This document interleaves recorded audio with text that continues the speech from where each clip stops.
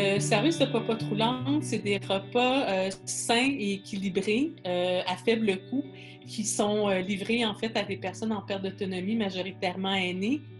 En fait, notre rôle en tant que regroupement, ben ça le dit, on regroupe les popotes roulantes à travers le Québec.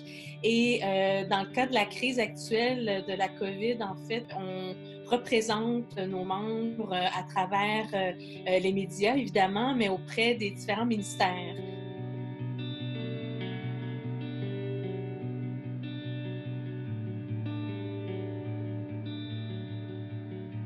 On est un service essentiel en plusieurs points, entre autres le maintien à domicile. Si on veut que les aînés restent à domicile le plus longtemps possible, ben, il faut manger.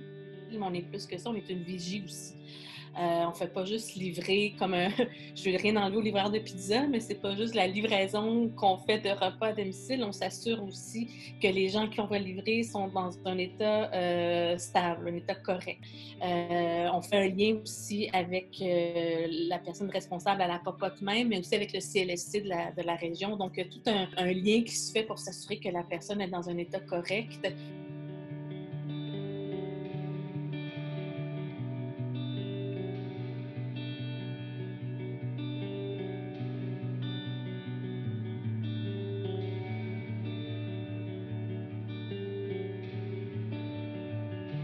Il y a des demandes qui doublent pour la plupart des popotes roulantes et même plus des fois. Et les popotes roulantes fonctionnent beaucoup grâce aux bénévoles. Et quand le premier ministre a demandé aux gens de 70 ans et plus de rester à domicile, ce qui est très bien, mais la moyenne d'âge des bénévoles des popotes roulantes est de 72 ans. Donc, la plupart des bénévoles ont quitté les popotes roulantes, malheureusement. Donc, les popotes ont dû se réajuster à ça. Donc, c'est sûr que, entre autres, avec la plateforme Je bénévole, ça a beaucoup aidé, mais c'est pas toutes les popotes qui ont réussi à avoir à nouveau des bénévoles, donc ils ont dû trouver du financement pour engager des gens. J'ai parlé entre autres à une popote roulante dernièrement qui me disait ben nous on a perdu tous nos bénévoles, on n'a pas réussi rapidement à en trouver des nouveaux parce que tous nos bénévoles avaient 70 ans et plus, mais nos bénévoles ont demandé à leurs petits-enfants qui allaient plus à l'école d'aller faire les livraisons.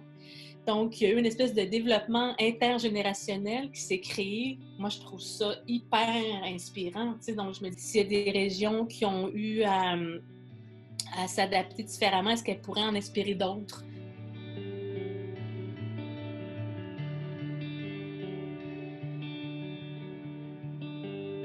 On est dans la semaine de l'action bénévole. C'est une semaine qui est super importante. Ça oblige à rappeler effectivement l'importance des bénévoles dans l'ensemble de la société.